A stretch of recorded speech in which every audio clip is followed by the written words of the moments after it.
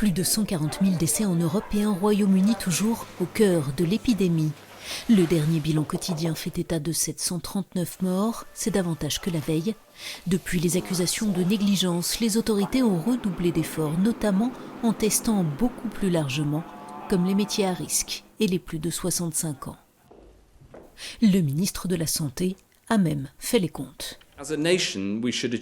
Au niveau national, nous devions avoir réalisé 100 000 tests par jour à la fin du mois d'avril, a-t-il rappelé. Je savais que c'était un objectif audacieux, mais nous avions besoin d'un objectif audacieux et je peux vous annoncer que nous l'avons atteint. En Espagne, l'immense hôpital de campagne installé dans l'enceinte de la foire de Madrid a fermé ses portes après 40 jours, un symbole, 4000 vies sauvées, mais il ne sera pas démantelé car le pays redoute une seconde vague.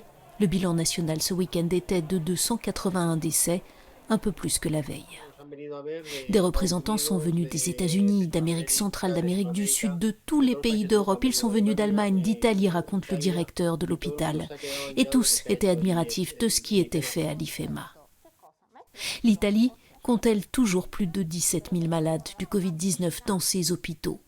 269 personnes sont décédées en 24 heures. Au pire de la crise, l'hécatombe quotidienne frôlait le millier. À partir de lundi, le secteur manufacturier et celui de la construction se remettront au travail.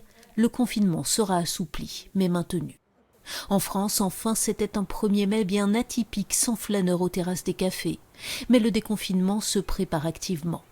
À partir de lundi, des masques seront disponibles dans la grande distribution. La carte qui déterminera le niveau du déconfinement par département à partir du 11 mai comportait ce vendredi un tiers de rouge.